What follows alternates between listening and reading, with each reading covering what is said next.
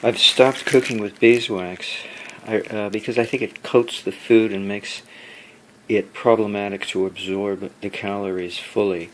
What I have done is I've separated this from cooked food, and I just take a piece off or bite off a piece and nibble on it if I need to.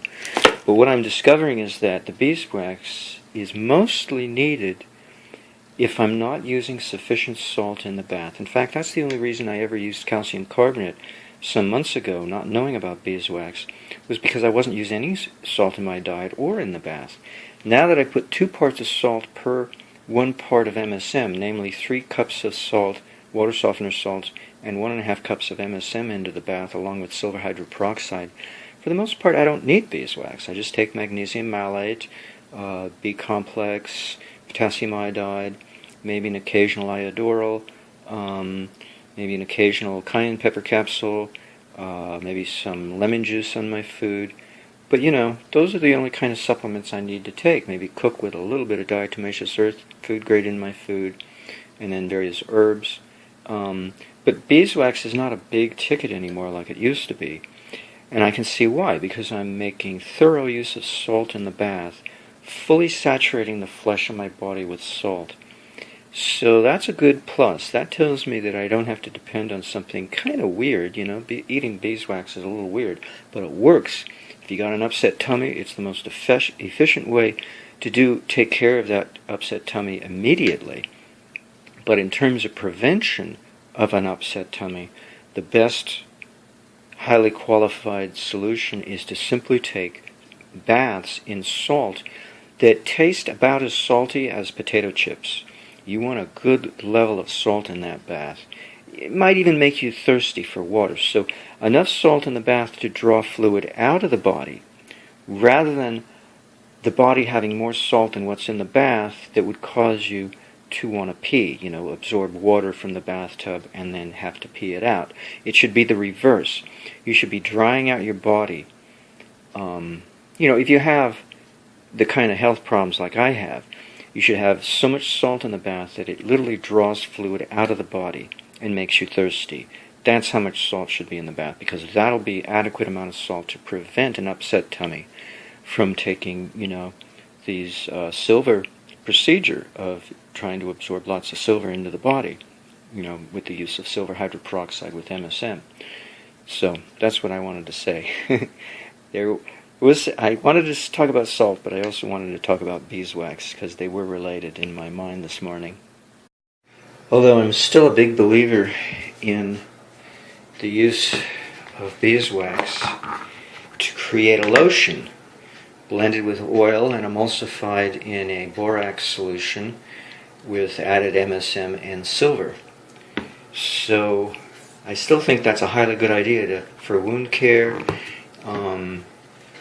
and whatever else topical use you can think of for creating that mixture. But the recipe I'm working off of the internet is 1/2 cup of oil. I'm using coconut oil, 1/4 cup of water, 1/4 cup of 1/4 cup of water, 1/2 cup of oil, 1 tablespoon of beeswax, and I believe it's 1/4 teaspoon of borax. So I added in the silver hydroperoxide with MSM as my water portion, and because when I make it I usually use a tablespoon or 2 tablespoons preferably of MSM per liter of silver hydroperoxide that I make. But the beeswax is not enough, so I'm thinking of upping it to either 3 tablespoons of beeswax or a full 1/4 cup. So then the beeswax and the water will be equivalent quantities, and the oil, so it'll be like 2 parts oil, 1 part beeswax, and 1 part water, and then the very small amount of borax. Now you preheat the beeswax with the oil, and then you preheat the water with the borax, and then you blend the two with a stick blender. So that's been not working out too well, because when I heat the borax in the silver water solution, the silver comes out of solution and precipitates as silver particles. So I'm considering the use of a cold water with dissolved borax, and only heat up and melt the beeswax into the oil, and then quickly blend the two together, hoping that the silver will not have a chance to come out of solution, at least not too quickly. If it does, at least it'll be evenly distributed, suspended throughout the emulsion mixture, instead of it settling to the bottom of the heated water container, and then I got to deal with, okay, now the silver's down at the bottom, I got to swirl it and mix it, and I don't know. There may be no way to avoid the precipitation of silver coming out of solution, but I'm still hopeful. But the main thing is to come up with a means of sealing a wound for wound care, and also get a little silver in there, because I felt that beeswax was the missing ingredient on how to seal a wound in wound care and keep it moist. Keep it sealed so that it doesn't dry out, it does not develop a scab. We want all the flesh underneath to remain moist, and so I thought sealing it with beeswax would be a good idea, but hot melted beeswax on an open wound doesn't exactly feel yummy.